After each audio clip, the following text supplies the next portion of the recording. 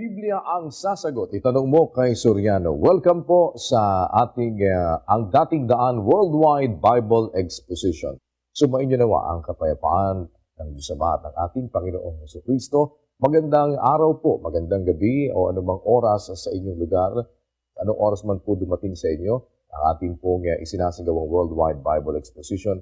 Una ay nagpapasalamat tayo sa Panginoon na nagbigay sa atin ng isa pang mabuting pagkakataon upang tayo ay muling magkasama-sama sa pagtunghay sa mga katwiran at mga salita ng Diyos na ibinabahagi sa atin ng kapatid na Eli Soriano upang maging gabay ng ating mga paniniwala, pananampalataya at maging kasagutan sa ating mga spiritual na problema at mga katanungang may kinalaman sa atin po namang kaligtasan. Para po tayo ay makapagpatuloy ng agad dahil tayo po ay sabayang napapakinggan sa iba't ibang panig ng mundo sa pamamagitan ng ating pong mga websites na ginagamit. At yan po ay mayroon tayong live stream at yan ay ipinifeed natin sa iba't ibang mga lugar. At tayo po ay gumagamit din ng mga satellite feed sa iba't ibang mga bansa na dyan po naman nila monitor ang ating mga programa sa serbisyo ng ating pong mga satellite broadcast na nakakarating sa North at South America, sa Europe at sa Africa. Para po tayo makapagsimulang agad, amin pong ipinagkakaloob sa inyo si kapatid na Eli Soriano. Kapatid na Eli, magandang araw po sa inyo. Magandang gabi po sa lahat ng ating mga kapatid, panauhin dyan sa Pilipinas. And a good day sa our wish for everyone watching us via the internet and via our satellite feed to practically all nations of the world. Umaasa po kami na maging kapakipakinabang sana ang ating gagawing pagsusuri ng mga salita ng Diyos sa Biblia at mapakinabangan ng ating mga kaluluwa. Umpisa na tayo, kapatid na Daniel. Opo, kapatid na Eli, nakahanda na po kaagad ang ating mga panauhin sa Sipalay City, Negros Occidental. Kapatid na Jerry Cabanyero. Go ahead, Sipalay. Opo, kapatid na Daniel, kapatid na Eli. Mula po dito sa Sipalay City, Negros Occidental, meron po tayong isang magtatanong at ito po ay isang Assembly of God. Si kapatid na Nida B. Daito. Ito po siya. Good evening. It is an opportunity nga nandito ako ngayon. At may tatanong ako. First of all, nakita ko diyan, brother, hindi ba kayo natawag na pastor? Ang sunod, ang tanong ko, sa 1 Corinthians chapter 14, about the speaking in other tongue. Because my belief is that the initial evidence of the baptism of the Holy Spirit is speaking in other tongue. Nakaka-experience na ba kayo, brother, ng speaking in other tongues? Next, ang akong question. 1 Thessalonians chapter 3, verse 16. The Word of God says, the trumpet will sound and the dead in Christ will rise first, and we who are alive will be caught up together with them in the clouds to be with the Lord. Ang mga na-rapture ng mga Christians, doon padadalhin sa heaven o kung dito sa earth, na i-establish na Kingdom of God on earth. Salamat sa iyo, kapatid na Nida, sa pagdalo. We hope that this opportunity will enlighten your mind regarding your questions. First, hindi ako tinatawag na pastor. Alam mo, kapatid, yung title na pastor belongs to the Lord Jesus Christ. Yung ding title na apostol belongs to the Lord Jesus Christ. Yung title na high priest belongs to the Lord Jesus Christ. Let us read Hebrews chapter 3, verse 1. Wherefore, holy brethren, partakers of the heavenly calling, consider the apostle and high priest of our profession, Christ Jesus. Consider the apostle and high priest of our profession, Christ Jesus. So, those titles, being high priest and apostle, belong to Christ. Just like the title of being a pastor, it belongs to Christ. Let us read the book of John, chapter 10, 11. I am the good shepherd. The good shepherd giveth his life for the sheep. I am the good shepherd. In the Revised Standard Version, it's also good shepherd. And a shepherd is a pastor. In other versions of the Bible, the shepherd is the pastor. Now, those titles belong to the Lord Jesus Christ. As the Apostle Peter said, let us read in the book of 1 Peter chapter 2, verse 23 to 25. Who, when he was reviled, reviled not again. When he suffered, he threatened not, but committed himself to him that judgeth righteously, who his own self bare our sins in his own body on the tree, that we, being dead to sins, should live unto righteousness, by whose stripes ye were healed. For ye were as sheep going astray, but are now returned unto the shepherd and bishop of your souls. See, the Lord Jesus Christ is called by Peter as the shepherd or the pastor and bishop of your souls. Speaking biblically, the word pastor, shepherd, high priest, apostle, and bishop, those titles belong to the Lord Jesus Christ. What He gave to the church are the functions, not the title. Let us read Ephesians chapter 4, verse 8. Wherefore he saith, when he ascended up on high, he led captivity captive, and gave gifts unto men. He ascended Now, on high, He led captivity captive, and gave gifts unto men. What are those gifts that He gave to men? It came from Him, and He gave those gifts to man. And what are those gifts? On 11, and he gave some apostles, and some prophets, and some evangelists, and some pastors and teachers, for the perfecting of the saints, for the work of the ministry, for the edifying of the body of Christ. so what He gave is not the title, but the function. When He ascended on high, He gave gifts to man. On verse 11, it says, He gave some apostles, and some prophets, some evangelists, some pastors, and teachers. Did He give the title as a teacher to anybody? Let us read. In the book of Matthew, chapter 23, verse 8. But you are not to be called rabbi, for you have one teacher, and you are all brethren. The title of being a teacher must not be applied to men.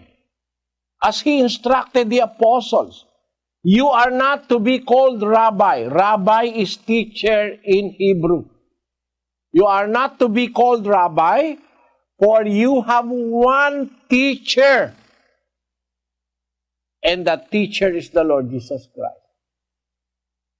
When He gave the gift of being a teacher, He gave not the title. He gave the function. Because it is prohibited for the apostles to be called teacher. As the Lord Jesus Christ said, ye are not to be called rabbi, for you have only one teacher. So, what I mean to emphasize on you, Sister Nida, is that the gift of teacher is given to the church, but it is the function that was given, not the title. Because the Lord Jesus Christ prohibit those that function as a teacher to be called teachers. We must call only one our teacher and master, which is the Lord Jesus Christ. Now, if we're going back to Ephesians chapter 4, verse 11, He gave some prophets. These are the gifts to the church. He gave some prophets, some apostles, some evangelists, some pastors and teachers. These are all functions in the church. You can function like a pastor, but you must not be called a pastor. We must be called brothers in the church. As the Lord Jesus Christ said in the book of Matthew 23:8. But you are not to be called rabbi, for you have one teacher, and you are all brethren. We are all brethren. That's why I'm called Brother Soriano by my co-servants in the Lord. I will never acquire that title of being called a pastor. Sometimes, to exaggerate things, they even call themselves Reverend Pastor. And sometimes to the extent of calling themselves Most Reverend Pastor. If you are called Most Reverend, then you are higher than Christ. Because Christ was called only a pastor or a shepherd. He never used the title Most Reverend. I do not want to blaspheme the Lord Jesus Christ by using the title that He owns.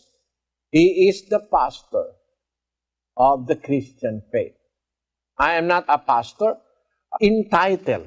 I may be functioning as a pastor or as an evangelist or as a teacher, but never will I use that title because it is a title appropriate only for our Lord Jesus Christ.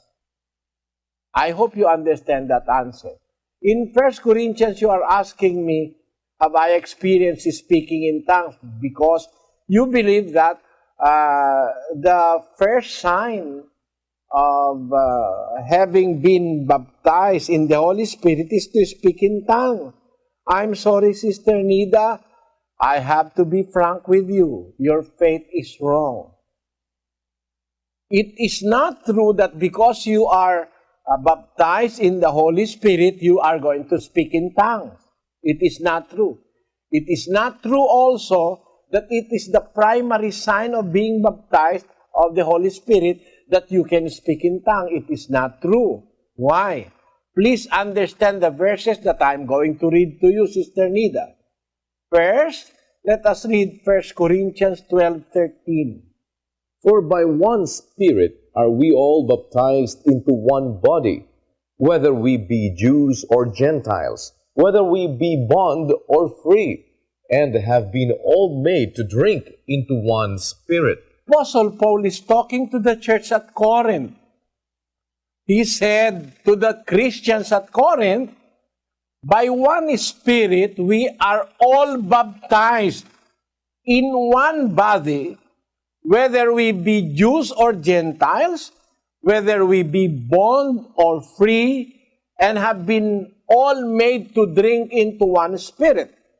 So all of the first century Christians who are faithful to God were baptized in one Spirit, in one body, and have been made to drink into one Spirit. All of them were baptized in the Spirit.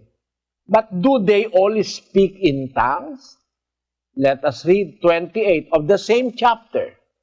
And God hath set some in the church, first apostles, secondarily prophets, thirdly teachers, after that miracles, then gifts of healings, helps, governments, diversities of tongues. Are all apostles? Are all prophets? Are all teachers? Are all workers of miracles? Have all the gifts of healing? Do all speak with tongues? Do all interpret? I hope you will answer fairly and honestly, Sister Nida, if you were the one being asked of this question. All of them in the church were baptized in the Spirit. All of them were made to drink into one Spirit. And after having been baptized into one Spirit, and after they have drunk into one Spirit, they were given the gifts. Some were made apostles, secondarily prophets, thirdly teachers, after that miracles, then gifts of healing, helps, governments, and diversities of tongue. Now comes the question of the Apostle Paul. All were baptized in the Spirit. All were made to drink in one Spirit. But are all apostles? No. That is the faithful answer to that question. Are all prophets? The sincere answer is no. Are all teachers? No also. Are all workers of miracle? No also. The answer is no. Have all the gifts of healing? The answer is no. Do all speak with tongues? The answer is definitely no. While they were all baptized and made to drink in one Spirit, but they do not all speak in tongues.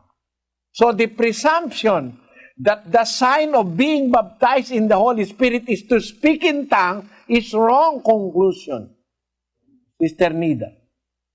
They were all made to drink in one Spirit. They were all baptized in one Spirit, but they do not all speak in tongues in the first century church. To conclude now, as the conclusions of the assemblies of God now in every part of the world, that the primary sign, the first sign that you are baptized in the Holy Spirit, that you are going to speak in tongues, is wrong. Because all the first century Christians who believed were baptized in the Holy Spirit, but not all of them speak in tongues. In fact, speaking in tongues is prohibited by the Apostle Paul if nobody will interpret. Let us read in the book of 1 Corinthians 14:27. If any man speak in an unknown tongue, let it be by two, or at the most by three, and that by course, and let one interpret. But if there be no interpreter, let him keep silence in the church, and let him speak to himself and to God. What are you going to do if nobody will interpret the tongue that you are talking or you are speaking? The Apostle Paul very clearly said to the Corinthians, if any man is speaking an unknown tongue, let one interpret. But if there be no interpreter, let him keep silent in the church. So you will not hear anybody speaking in tongue if there is no available interpreter. That is the rule set by the apostles. If there is no interpreter, let him keep silence in the church. But why are your group, even without interpreting steadily and continuously, allegedly speaking tongues? That is a gross violation of the will of God written by the Apostle Paul. If there be no interpreter, let them keep silent in the church. And let him speak to himself and to God. You speak to yourself to God alone, not in the church.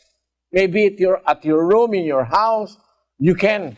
But to speak without any interpreter, you are just talking to people wherein they do not understand what you are talking about. Let us read 14:9 of the book of 1 Corinthians.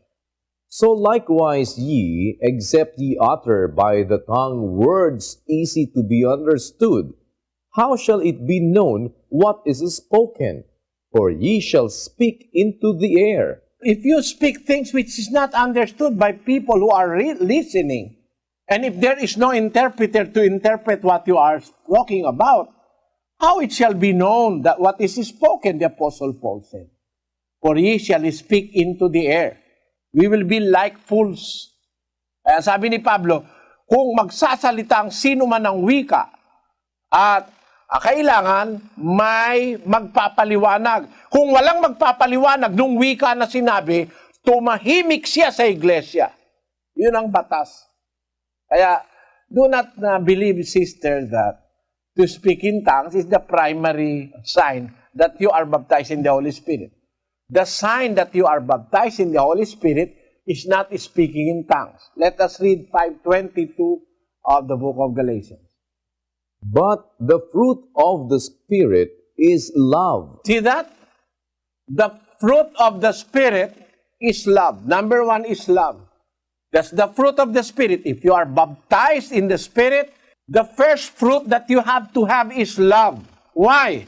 Let us read 13:1 of the book of 1 Corinthians. If I speak in the tongues of men and of angels, but have not love, I am a noisy gong or a clanging cymbal. You see that, sister? Even if you speak in tongue, if you do not have the first sign of the presence of the Spirit in you, which is love, your speaking in tongues is wasted.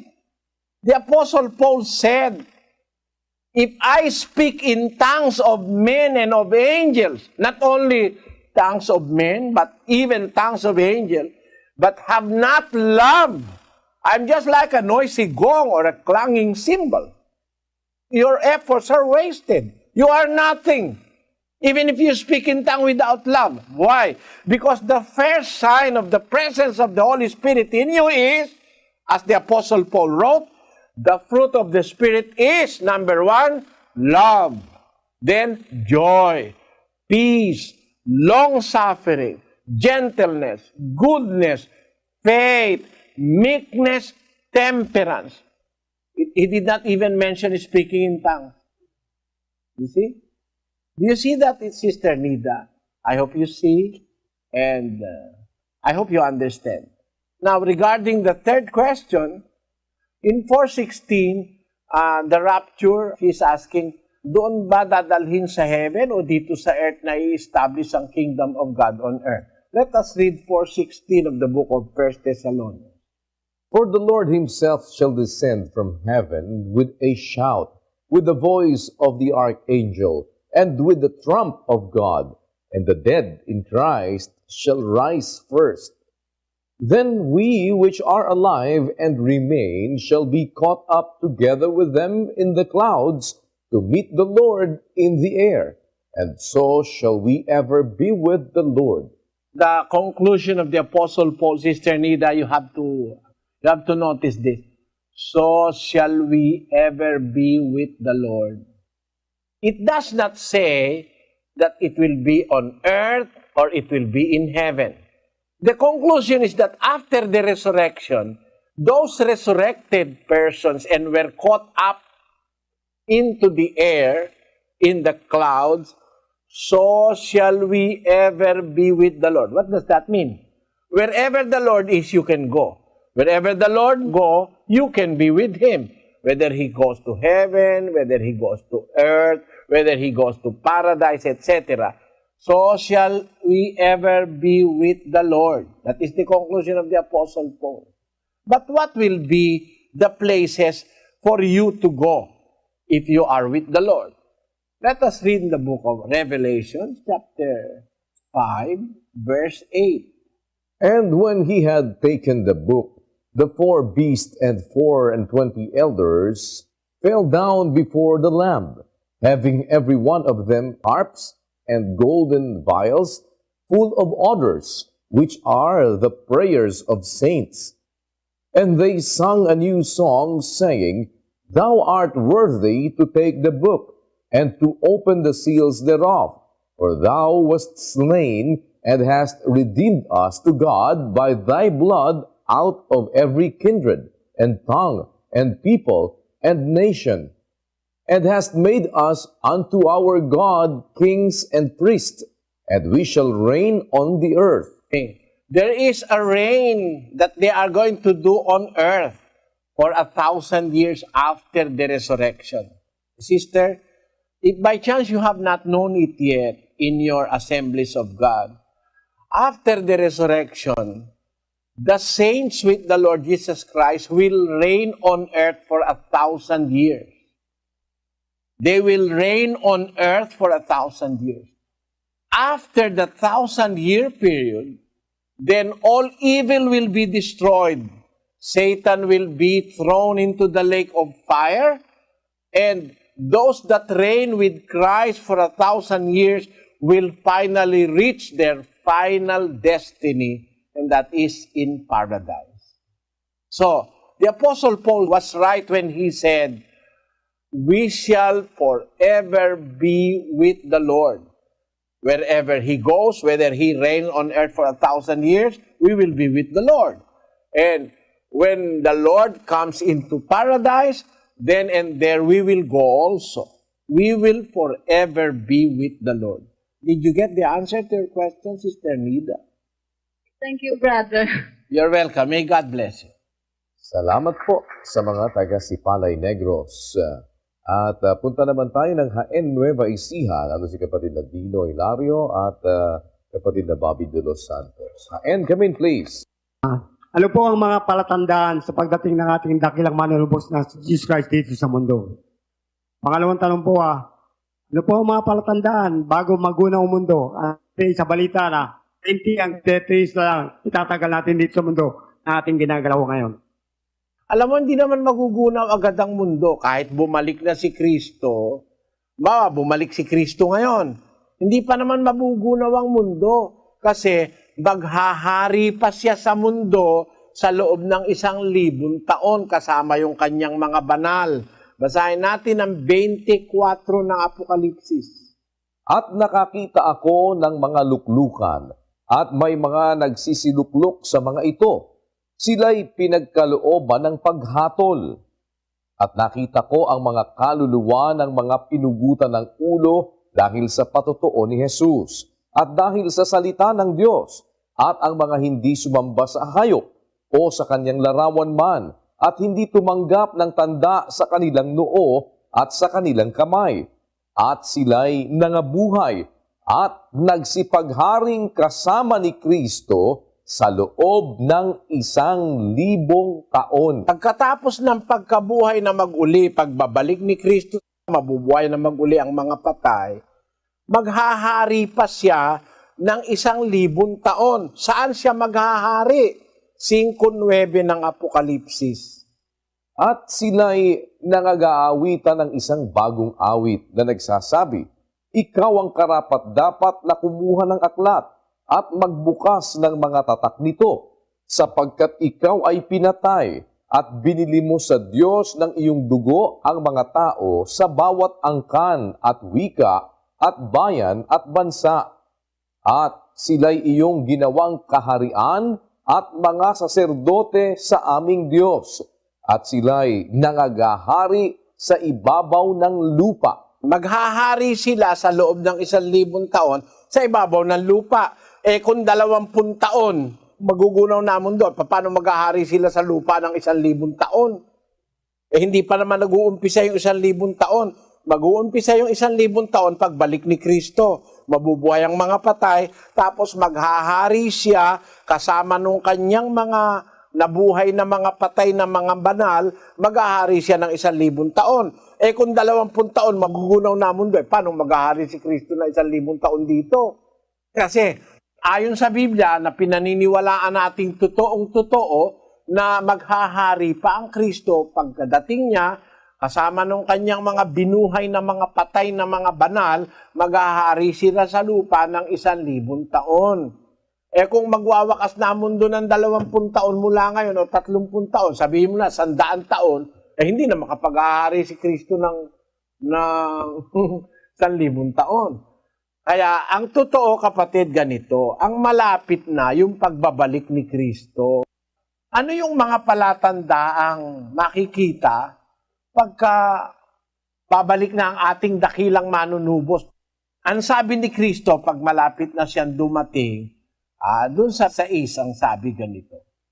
At mga kakarinig kayo ng mga digmaan at mga alingaw-ngaw ng mga digmaan. Ingatan ninyo na huwag kayong magulumihanan, sapagkat kinakailangang ito'y mangyari, datapwat hindi pa ang wakas. Sapagkat magsisitindig ang bansa laban sa bansa, at ang kaharian laban sa kaharian, at magkakagutom, at magkakasalot, at lilindol sa iba't ibang dako. Datapwat ang lahat ng mga bagay na ito ay siyang pasimula ng kahirapan. Ayan, magkakagutom, magkakasalot, lilindol sa iba't ibang mga dako, magkakaroon ng mga digmaan laban sa kaharian, laban sa bansa, etc. At ano yung bandang huli? 24. Sapagkat may magsisilitaw na mga bulaang Kristo at mga bulaang propeta at mga nagpapakita ng mga dakilang tanda at mga kababalaghan, ano pat ililigaw kung maaari, pati ng mga hirang. Yan ang mga palatandaan, kapatid. Magkakagutom, magkakalindol, magkakaroon ng mga digma, salot. Tapos, magkakaroon ng lilitawang mga bulaang Kristo. Hindi na basta bulaang propeta lang. Bulaang Kristo na. Nangyayari na yan ngayon sa bansang Pilipinas. May lumitaw na dyan bulaang Kristo. Diba? Siya raw yung anak ng Diyos. Sabi ni Kristo, lilitaw ang maraming bulaang Kristo. Mag-abang ka pa, marami pang darating, kapatid, na sila raw si Kristo. Yun ang isa sa mga palatandaan ng pagbabalik ni Kristo. Marami munang lilitaw na mga bulaang Kristo. Pagdating ni Kristo, mapapahiya lahat yan. Nakikita nyo. Yan ang mga palatandaan at sana naunawaan mo, kapatid, na Freddy. Ang isa pa pong magtatanong dito po sa akin, Rabbi Sia, kapatid na Eli, ay si Brad Isidro Quijano, isa po siyang Church of Christ. Salamat po at nabing pagkakataon na tayo po ay magkaharap po sa pamamagitan po ng gawain ito. Kung Suryani, meron na po akong naisipong tanong na nais yung ipaabot sa inyo. Yung po bang aral at turo ng dating daan, yung po ba ay may kaugnayan po sa kinayon ni Cristo Iglesia na natala po sa 16-18 ng Mateo? Ito lang po, Brother Eli. Ang itinayo pong iglesia sa panahon ng Panginoong Kristo ay ang iglesia ng Diyos, kapatid. Yung iglesia ng Diyos, yun ang ipinangaral ng mga apostol. 2 Korinto 1:1. Si Pablo na apostol ni Kristo Jesus sa pamamagitan ng kalooban ng Diyos, at si Timoteo na ating kapatid sa iglesia ng Diyos na nasa Korinto. Ang ipinangaral ni Apostol Pablo na iglesia ay iglesia ng Diyos. Nangaral siya sa Korinto.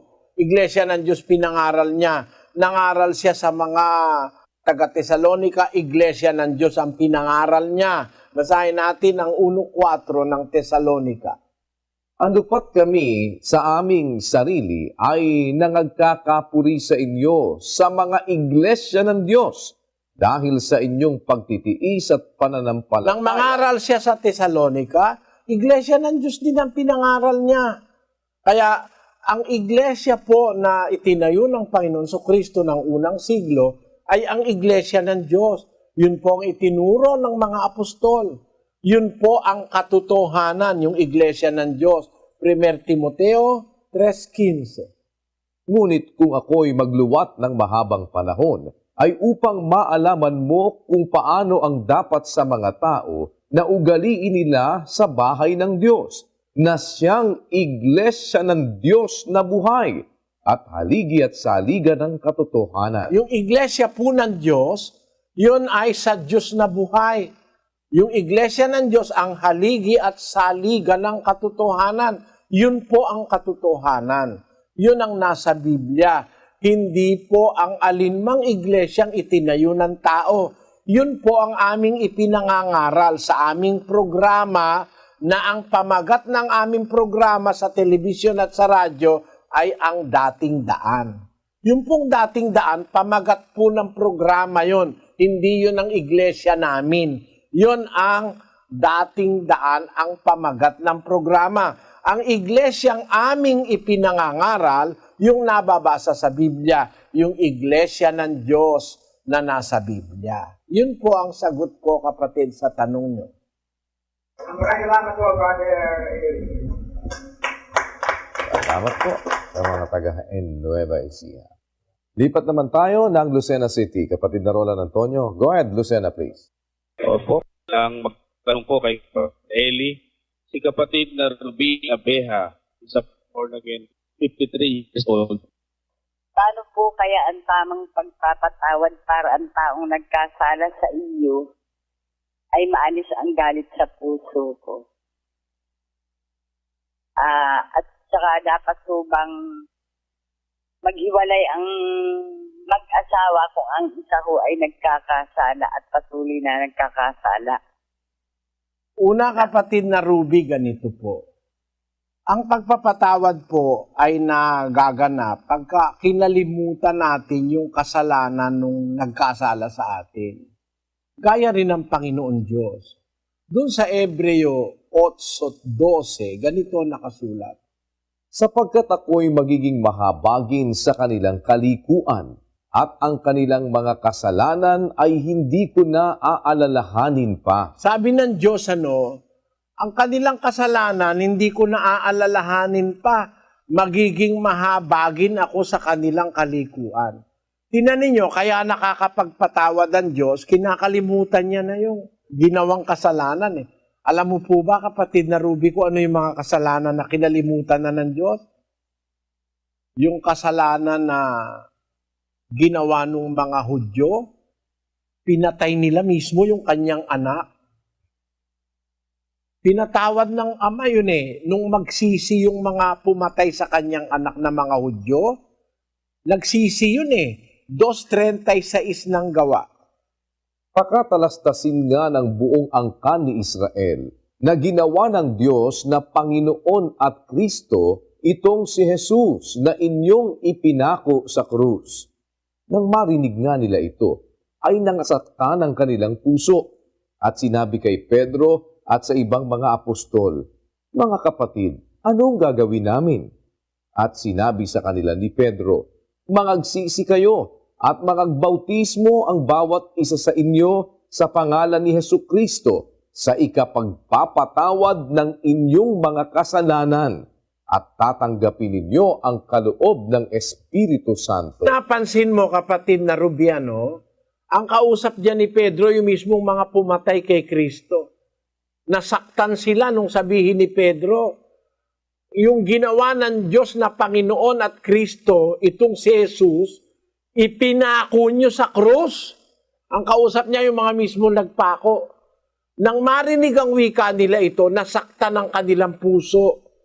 At sabi nila kay Pedro, anong gagawin namin? Sabi ni Pedro sa kanila, magsisi kayo, magbautismo kayo sa ikapagpapatawad ng inyong kasalanan. Ibig sabihin, mismong yung pumatay sa anak ng Diyos, napatawad ng Diyos yun.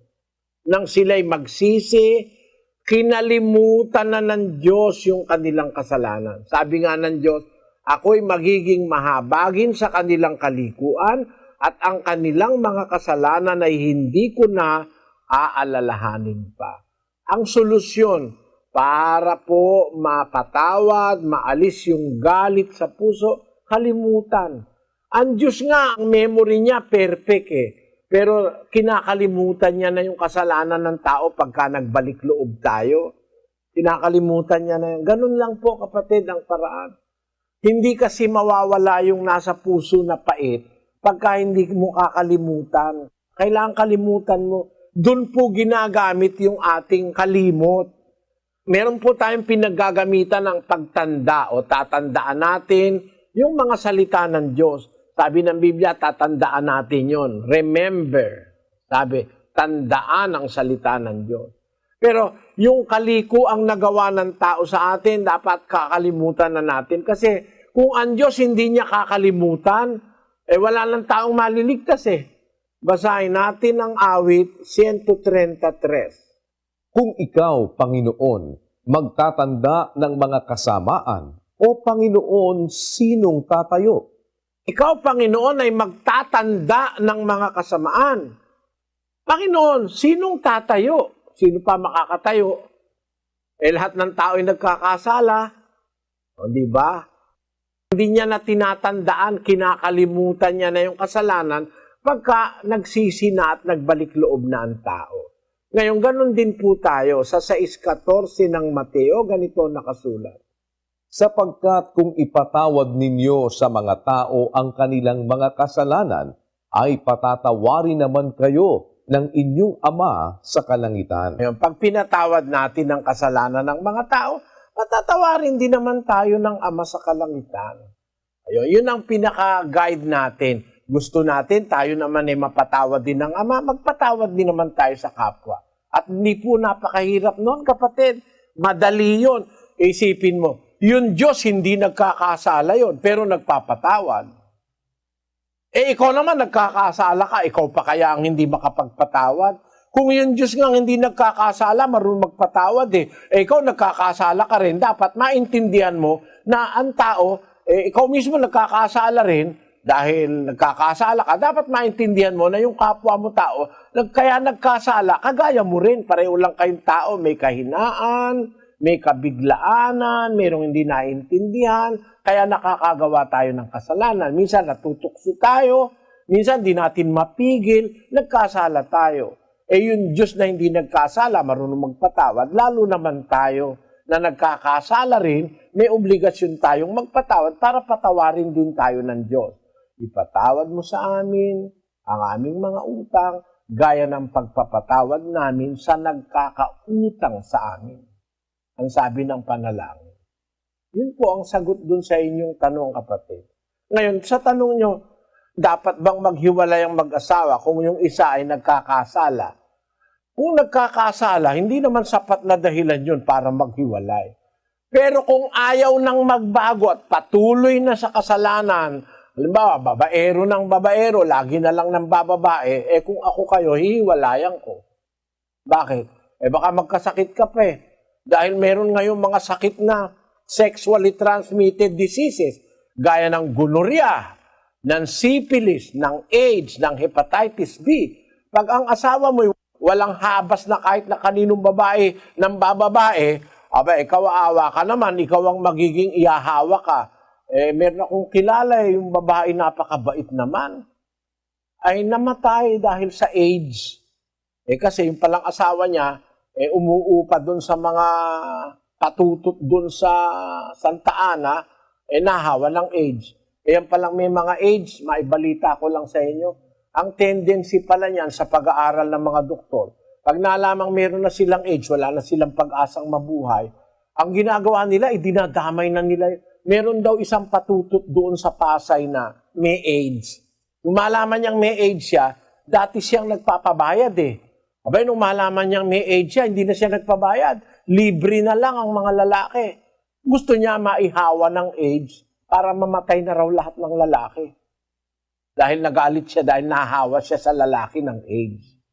Kaya, yung hindi katapatan sa asawa, kung halimbawa ang asawa mo ayaw na magbago, puro pambababae, kaya lagi na lang lasing ng lasing, walang pupuntahan ng buhay mo. Lagi ka na lang may damdamin sa kalooban mo, wala kang kapayapaan.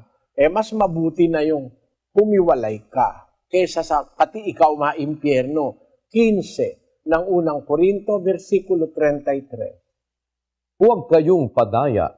Ang masasamang kasama ay sumisira ng magagandang ugali. Pagka lagi mong kasama, asawa mo, yung masamang kasama, ayaw sumunod sa Diyos, masisira pati yung iyong magagandang ugali. Kaya ang sabi ni Pablo sa unang Korinto 5:11, datapwat sinusulatan ko nga kayo na huwag kayong makisama sa kanino mang tinatawag na kapatid kung siya'y mapakiapid o masakim o mananamba sa Diyos-Diyusan o mapagtungayaw o manglalasing o manglulupig. Sa gayoy, huwag man lamang kayong makisalo. Ano ka makikisama dyan? Ayaw nga ng Diyos na makisalo ka man lang sa pagkain dyan. Pagka mapakiapid, masakim, mananamba sa Diyos-Diyusan, mapagtungayaw, manlalasing, manlulupig, etc. Huwag man lang kayo makisalo dyan, sabi ni Apostol Pablo. Yun po ang sagot sa tanong mo, kapatid na Ruby. Maraming salamat po, Brother Edwin. Salamat po. At nalipat tayo sa Sindangan, Zamboanga del Norte, kapatid na Denver Pena. Go ahead, Sindangan. Salamat po sa Diyos, kapatid na Eli, kapatid na Daniel. At ang magtatanong po dito ay si Benny Ranas, 53 years old, isang nagsusuri. Lagi ako nanonood sa iyong programa sa TV. Halos araw-araw ako nakikinig sa iyong programa. At dito sa Sindangan Coordinating Center, doon nakita ko sa loob ng sa Coordinating Center, nakita ko doon yung nakasulat na hindi kami tatanggap ng donasyon sa hindi namin kahanib sa iglesia. Ang tanong ko po ay, sino bang propeta o apostolis na nagbawal sa kanyang mga kasamahan na hindi tatanggap ng donasyon mula sa hindi kaanib sa iglesia? Ang tanong ko sa pangalawa, dahil base na rin sa narinig ko sa iyo, na ang katotohanan nagbabase sa Biblia. Ngayon, ang itatanong ko po ay, sino namang propeta o apostoles na nagsabi na ang Biblia ang basehan sa katotohanan? At ang pangatlong kong tanong ko ay, mayroon mo pang salitang Biblia na mababasa sa Genesis mula Apokalipsis? Yan lang po. Kapatid, una, yung tanong mo, sinong apostol o propeta ang nagbawal sa kanyang kasamahan na huwag tatanggap ng donasyon mula sa hindi kaanib sa iglesia? Basahin natin ang sulat ni Juan. Ikatlong Juan 1:7. Sapagkat dahil sa pangalan ay nangagsiyaon sila na walang kinuhang anuman sa mga hentil. Yung mga hentil, yung mga hindi kaanib sa iglesia, yung hindi sumasampalataya, nung yumaon ang mga alagad para mangaral, hindi sila kumuha ng anuman sa mga hentil. Kahit yun ay pera, kahit yun ay itlog, meron kasi nangangaral dyan. Pag wala kang pera, kahit yung itlog sa pugad, pinagpapalit dun sa libro nila. Bawal ng Diyos yun ang mga alagad kasi nung una, nagsiyaon, they preach. Pero wala silang kinuhang anuman sa mga hentil. Yan ang aming batayan. Bakit? Unang-una, yung inihahandog ng mga kapatid bilang tulong sa gawain ng Diyos, sagrado yun banal na bagay yun. Kaya dapat yun manggaling sa isang banal na paraan. Yung pera o yung tulong na itutulong galing sa tamang paraan. Kung hindi ka kapatid, hindi mo naman alam ang doktrina, baka mamaya ibibigay mo galing sa sabong o kaya pinalalunan mo sa loto o sa wedding. O baka kaya yun kinuha mo lang, kinupit mo sa magulang mo, sa asawa mo, bawal ng Diyos yun. Pakinggan mo sa Kawikaan, ganito ang ating mababasa sa 15:8. Ang hain ng masama ay kasuklam-suklam sa Panginoon. Kung natatandaan mo, ang sabi ng banal na kasulatan, si Abel naghain, si Cain naghain din. Hindi tinanggap ng Panginoon yung hain ni Cain Bakit? Masama kasing tao si Cain. Ang tinanggap niya yung kay Abel. Sabi ng Kawikaan 15:8, ang hain ng masama karumal-dumal sa Panginoon. Halimbawa, bisita ka namin, wala ka pang alam na aral. Ikaw pala ang tawag sa'yo, kwekong. Alam mo ba yung kwekong, kapatid? Yung kwekong, yun ang tagapagbenta ng mga babaeng nagpapaupa. Tawag sa Pasay doon, kwekong. Sila ahente. Kakalabitin ka. Nung pumunta ako kasi sa China, naglalakad kami dun sa kalsada, napakaraming kumakalabit sa akin. Siguro nahahalata na hindi kami mga Chinese. Kinakalabit ako. Tapos sabi ko, why? Bubulong. You want a woman? Ay, kwekong pala kako ito. Meron ganon, may mga kwekong. Yung mga kwekong na yun, nakikiporsyento yun dun sa mga patutot. No? Baka kung ikaw ay kwekong, pupunta ka sa pagkakatipon ng samahan namin, tapos mag-aabuloy ka galing sa pinagkwekongan mo, abe, ang hain ng masama, karumal-dumal sa Diyos.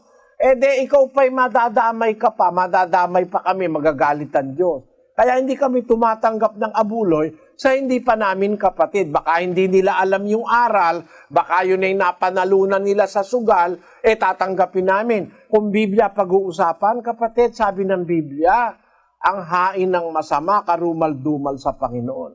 Dapat yung itinutulong na pera sa tunay na samahang sa Diyos, manggaling sa mabuting kaparaanan ng pagkita. Hindi ninakaw, hindi pinanalunan sa sugal, hindi galing sa pagkukwekong, hindi dahil sa pagdadrag puser. Yon. Kaya yun ang dahilan, ang mga alagad, ang mga apostol nung una, hindi tumatanggap sa mga hintil ng kahit anuman. Ganon din ang aming ginagawa. Hindi naman sa hinahatulan ka namin na ikaw ay masama, naniniyak lang kami, naniniguro lang kami na yung ihahain namin sa Diyos, ipapanalangin kasi yon, walang kasama ron na masamang pera, masamang pinanggalingan. Yun ang sagot sa una mong tanong. Yung katotohanan kamong nababase sa Biblia, sinong mga apostol o propeta nagsabi na ang Biblia ang basihan? Basahin natin ang 2:4 ng unang Korinto. At ang aking pananalita at ang aking pangangaral ay hindi sa mga salitang panghikayat ng karunungan, kundi sa patotoo ng Espiritu at ng kapangyarihan, upang ang inyong pananampalataya ay huwag masalig sa karunungan ng mga tao, kundi sa kapangyarihan ng Diyos. Ang pananampalataya dapat masalig sa kapangyarihan ng Diyos. Sa Bisaya, ang pagkakasabi diyan sa Cebuano, ugang akong pulong, ugang akong pagwali, wala sa mga madahinong pulong sa kaalam, kundili sa pagpapadayag sa Espiritu ug sa gahom. Aron ang inyong pagtuo, dili ikapatukod diha sa kaalam sa mga tao, kundili diha sa gahom sa Diyos.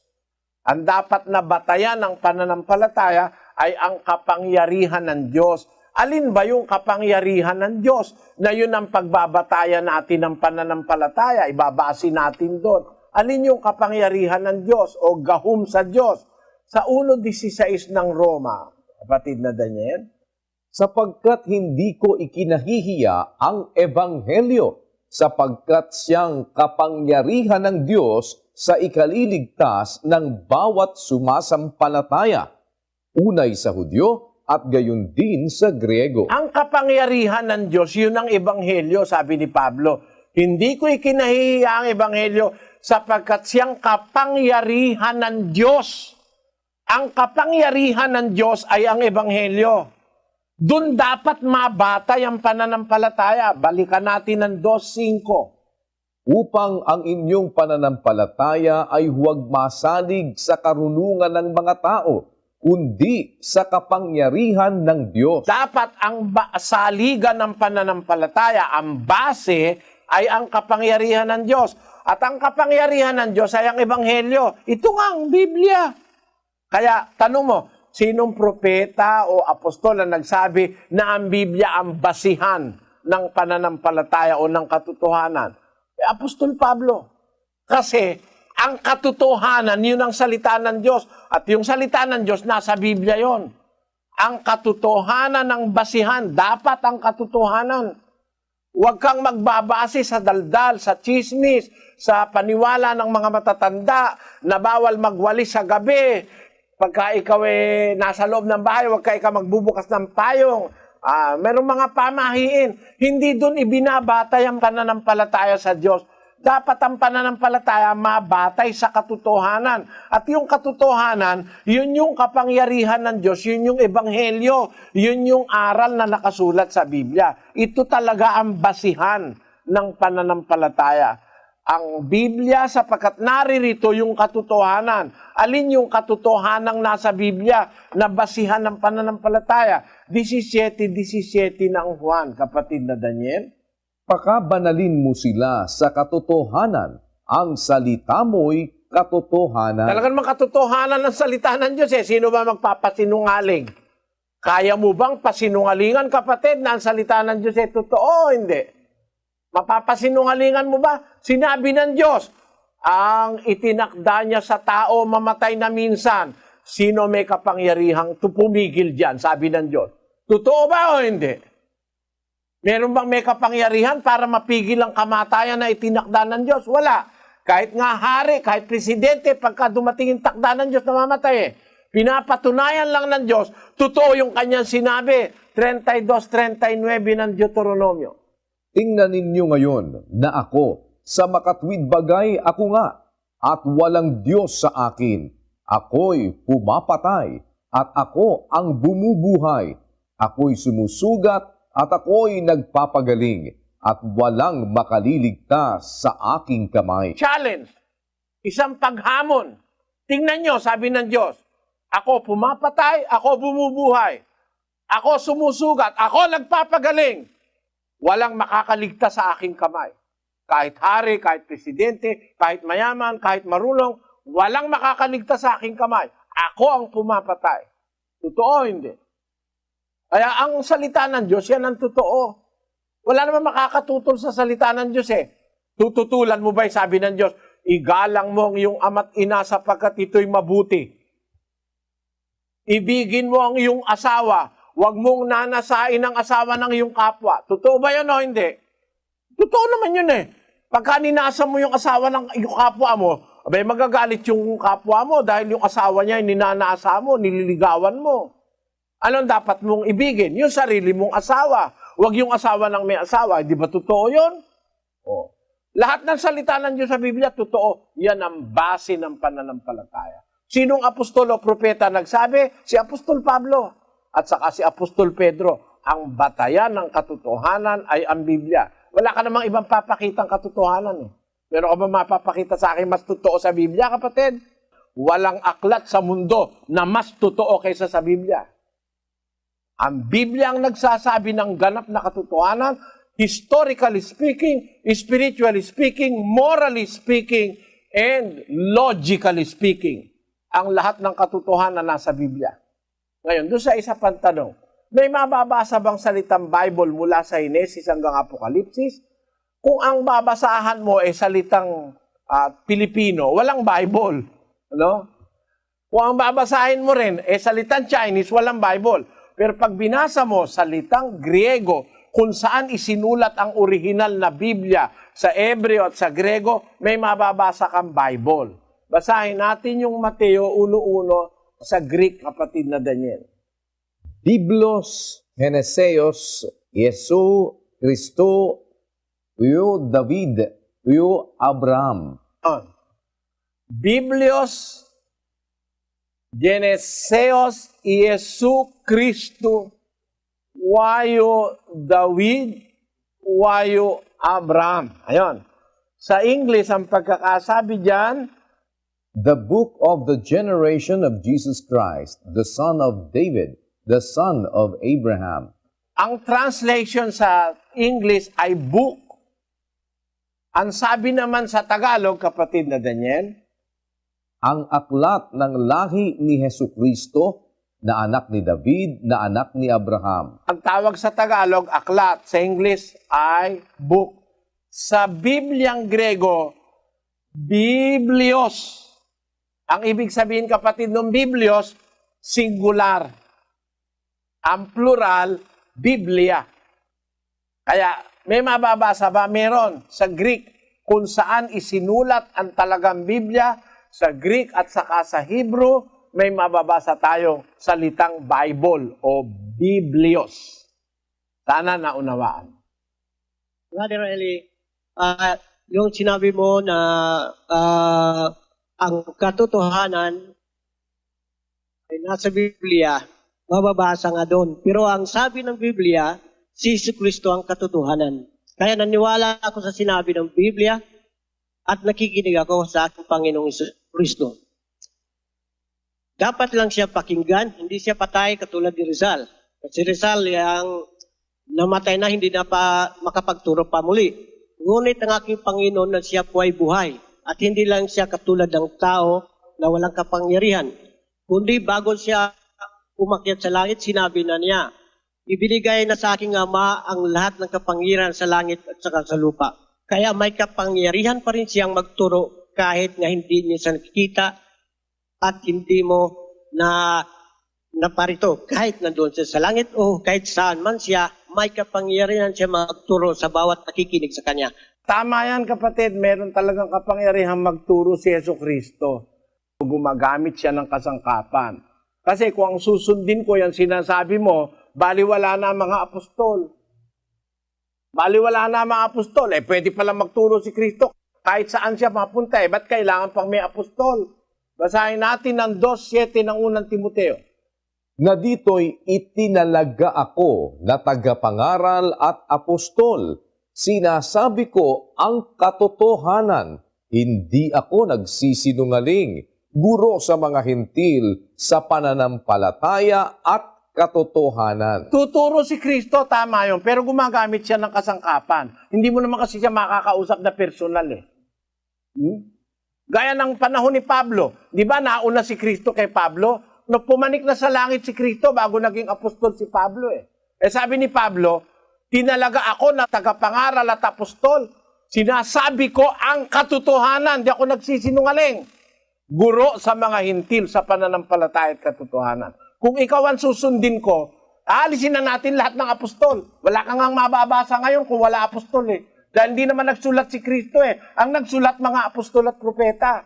Sabi mo, si Kristo ang katotohanan. Tama, wala namang pag-uusap dun eh. Siya rin ang nagturo ng katotohanan sa mga apostol. Kailangan ba natin ng tao? Kailangan natin. Kailangan natin mga apostol. Kung wala nga apostol, ano babasahin mo dyan? Hindi naman nagsulat si Kristo.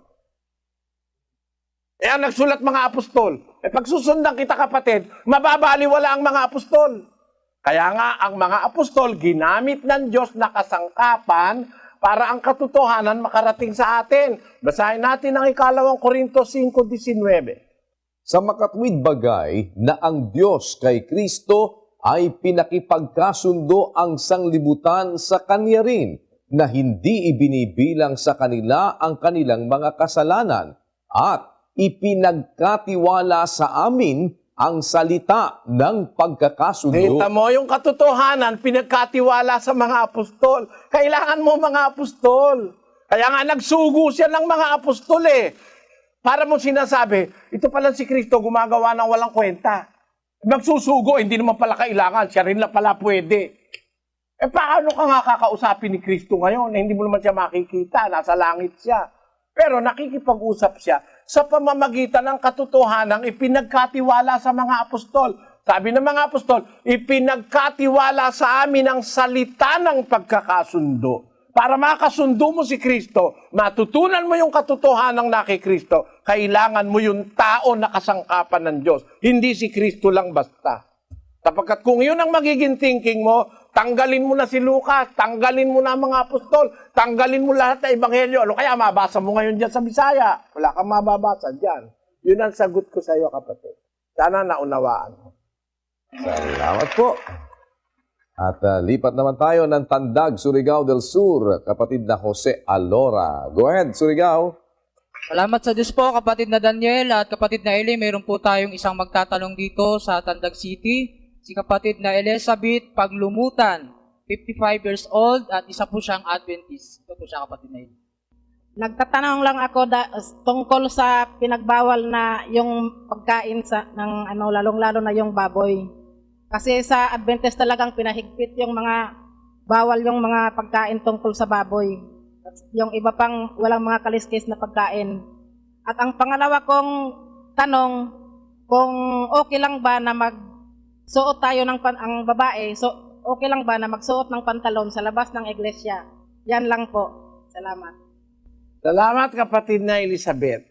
Kapangalan mo yung aking kapatid, nanay ni kapatid na Daniel. Elizabeth din ang pangalan niya.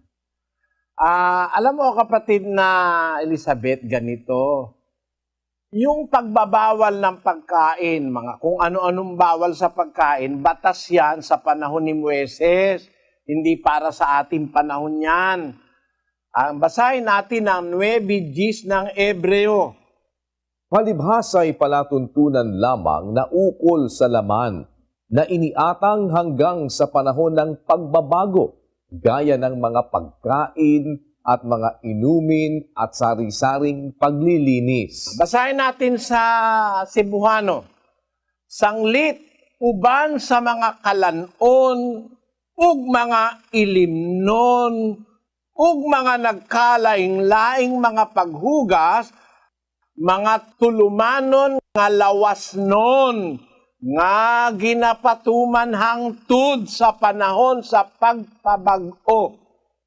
Tandaan mo kapatid, yung mga batas sa Israel, may panahon na yan ay babaguhin ng Diyos. Iniatang hanggang sa panahon, hangtod sa panahon sa pagpabag-o. Palibasa, mga palatuntunan lang yan sa laman. Panlaman lang yan, mga tulumanon nga lawasnon, nga ginapatuman hangtod sa panahon sa pagpabag-o. Pagdating ni Kristo, nagbago na ang batas. 7:12 Ebreuhanon, kaysa nailisan ng pagkasaserdote, tungod sa kinahanglan usab ang kasuguan na ilisan. Nang palitan ng pagkasaserdote, kinailangang palitan naman ang kautusan. Kaya ang kautusan ngayon iba na. Hindi na bawal yung baboy ngayon, hindi na bawal yung walang kaliskis, yung talangka, yung alimasag, yung alimango, hindi na bawal yon. 7 ng Marcos. Ganito ang sinasabi sa 19. Sapagkat hindi pumapasok sa kanyang puso, kundi sa kanyang tiyan, at lumalabas sa dakong daanan ng dumi. Sa salitang ito'y nililinis niya ang lahat ng pagkain. Let us read that in Cebuano. Kay wala makasulod sa iyang kasing-kasing, kundili sa tiyan, ug nagagula sa dapit nga hilit. Kinigiingon niya nga nagahimong malinis sa tanang makaon. Ay, muy klaro, ay, napakaliwanag. Kinigiingon niya nga nagahimong malinis sa tanang makaon. Basahin natin sa unang Timoteo 4:4 sa Bisaya. Kay ang tanan nga buhing binuhat sa Dios, maayo, ug walay bisan unsa nga giiga sa likway, kung pagadawaton nga may pagpasalamat. Kay kinigibalaan pinaagi sa pulong sa Dios ug sa pag-ampo. Ang kailangan, bago ka kumain, manalangin ka muna. Kinigibalaan, gilinis, gilimpyo, pinaagi sa pulong sa Dios ug sa pag-ampo. Porque ang sabi sa 4:4, ang tanan nga buhing binuhat sa Dios, maayo. Pati baboy maayo man. Ay, maayo man. Maayo. Walay bisan unsa nga iga sa likway, kung pagadawaton nga may pagpasalamat. Ang nagbawal sa inyo ng baboy, kayo mga Sabadista, si Ellen G. White, ang leader nyo, babae. Mali. Pagka ang babae, hindi pwede mag-leader sa iglesia, kamaturan. Basahon nato sa unang Timoteo 2:11. Patuna ang babae sa kahilom, uban sa bugos nga pagpasakop. Kay dili ako mutugot sa babae sa pagtudlo, bisan sa paggahom sa lalaki, kundili sa pagpakahilom. Kay si Adan mao ang unang nga gihimo, unya si Eva. Ug si Adam wala hinglimbungi, kundili ang babae sa hinglimbungan siya nahulog sa paglapas. Kita nyo? Kaya yung leader nyo mali eh. Bawal ng Diyos siya ang babae magli-leader sa iglesia. Basahin natin ang 3:12 ng Isayas sa Cebuano. Mahatungod sa akong katawuhan, ang mga bata maoy ilang manglulupig, ug ang mga babae maoy magahari sa ibabaw nila. O katawuhan ko, sila nga mga nagmando kanimo, maoy nagapasayop kanimo, ug nagabungkag sa dalan sa imong mga alagyanan. Pag babae ang leader, maliligaw ka. Hindi intended ng Diyos na ang babae ang mangunguna sa tunay na iglesia. Basahin natin sa unang hari, Kapitulo 9, versikulo 4. Ug mahitungod kanimo, kung ikaw maglakaw sa akong atubangan, ingon nga si David nga imong amahan, naglakaw sa pagkahingpit, sa kasing-kasing ug sa katulid, sa pagbuhat sa tanan nga akong ginasugo kanimo, ug magtuman sa akong kabalauran, ug sa akong mga tulumanon, nan ligonon ko ang trono sa imong gingharian sa Israel sa walay katapusan, sumala sa akong gisaad kang David nga imong amahan sa pag-ingon, walay makulang kanimo nga tawo sa trono sa Israel. Sa ibang salin, hindi magkukulang sa inyo ng lalaki sa luklukan ng Israel. Ang gusto ng Diyos talaga, lalaki ang nagpupuno sa iglesia o sa bayan ng Diyos. Isa pang tanong pala, okay lang ba magsuot ang babae ng pantalon sa labas ng iglesia? Kung yung isusuot mong pantalon, hindi naman mahalay, hindi naman masyadong masikip, hindi naman nakamarka yung iyong buong katawan, kung ganito, okay lang. Ako pumapayag ako eh. Si Sister Luz, nagsusuot siyang pantalon, tina mo? Wala naman, hindi naman masama yan eh. Pagka ganyan pantalon mo, okay lang yan. Okay na okay yan, kapatid na Elizabeth. May God bless you. Maraming salamat po, Brother Eli. Salamat po sa mga taga Surigao del Sur. Habol lang po natin ang Bambang Manila, si kapatid na Bong Budenia. Bambang, come in please. Po tayo magtatanong rito, si kapatid na Cheryl Velasco, isang Roman Catholic, 28 years old. Ito. May katanungan po ako, bali dalawa na po siya. Ang una po, totoo po ba ang kulam o barang po? Ang pangalawa po, bakit po pinagbabawal ang pag-aalaga sa babae at saka po paggupit ng buhok? Thank you po. Ang una, yung kulam, totoo yun. Yung barang, totoo yun. Mga gawa ng masasamang espiritu sa tao yan, kapatid. Kaya nga sa Biblia, may mga mangkukulam eh. Basahin natin sa isang talata ng Levitico 19:31. Huwag ninyong babalikan ang mga inaalihan ng masasamang espiritu ni ang mga mangkukulam. Huwag ninyong hanapin na magpakahawa sa kanila. Ako ang Panginoon ninyong Diyos. Kung pa ng mga Hudyo, may mga mangkukulam na, may mga mambabarang, kung ano-ano mga pinagagagawa. Bawal ng Diyos yun sa kanyang mga lingkod. Huwag kayong pupunta sa kanila, huwag kayong babalik sa kanila, sabi niya. Bakit? Pagkalingkod ka sa kasi ng Diyos, hindi ka tatabla ng kulam. Basahin natin ang unang Juan 5:18. Nalalaman natin na ang sino mang ipinanganak ng Diyos ay hindi nagkakasala. Datapwat, ang ipinanganak ng Diyos ay nag-iingat sa kanyang sarili at hindi siya ginagalaw ng masama. Hindi ka pwedeng galawin ang masama pag anak ka ng Diyos, kapatid. Pag ikaw ay anak na sumusunod sa Diyos, hindi ka nagkakasala, ibig sabihin hindi ka nabubuhay sa kasalanan, sumusunod ka sa Diyos, hindi ka pwedeng galawin man lang ng masama. Ayan. Kaya kahit na isang rekwang mangkukulam, hindi tatalab sa'yo pag anak ka ng Diyos. Pag tinablan ka, masama ibig sabihin nun. Hindi ka nasasakop ng Diyos. Kasi kung nasasakop ka ng Diyos, hindi tatalab sa'yo ang kapangyarihan ng mangkukulam. Totoo yun, meron nun. Pero sa anak ng Diyos, hindi tatalab ang mangkukulam. Sa akin lang, daming kumukulam eh.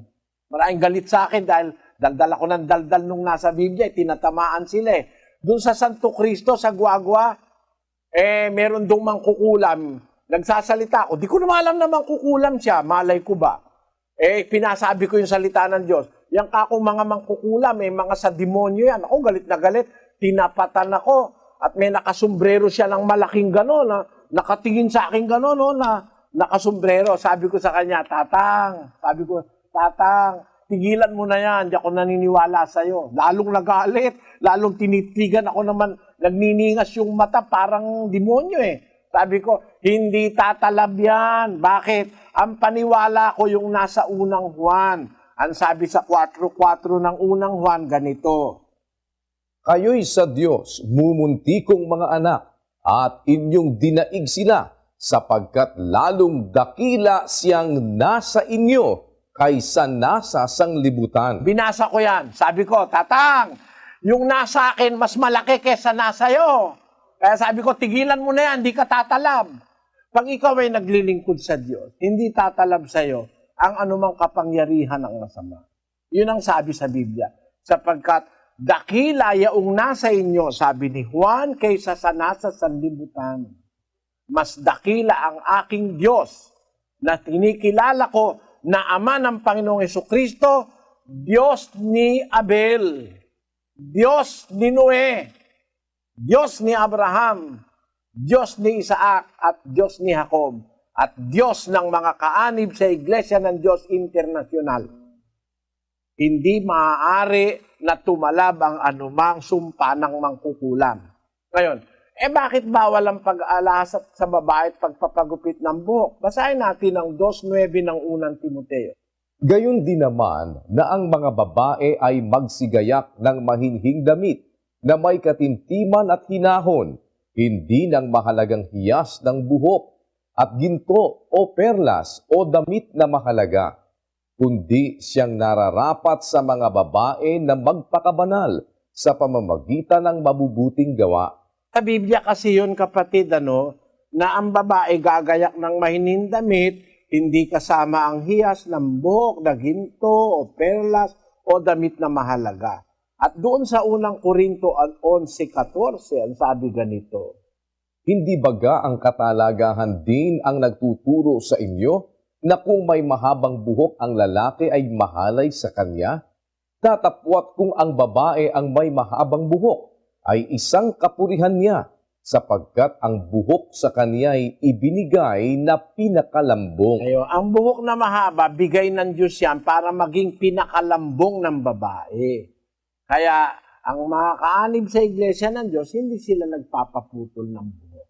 Inaalaw nila yung buhok nila humaba, sapagkat ang paniniwala namin, bigay ng Diyos yun sa babae na Kristiyana para maging pinakalambong. Yun ang sagot ko sa iyong tanong, kapatid na Cheryl. Pero mas maganda kung makaka-attend ka po ng indoctrination session, yung mga pagdodoktrina. Maririnig mo buong-buo lahat ng yan. At marami pang ibang mga katuroang hindi mo narinig. Maasa kami na dadalo po kayo. Maraming salamat, kapatid na Cheryl. Thank you so much po. And on that note, minsan pa po ay nagpapasalamat tayo sa lahat ng ating mga naging panauhin. At nagpapasalamat po tayo sa Panginoon sa isa pang mabuting pagkakataong ipinagkaloob sa atin. Ito po ay isang malaking bagay para sa atin na tayo ay makapaglingkod sa ating mga kababayan.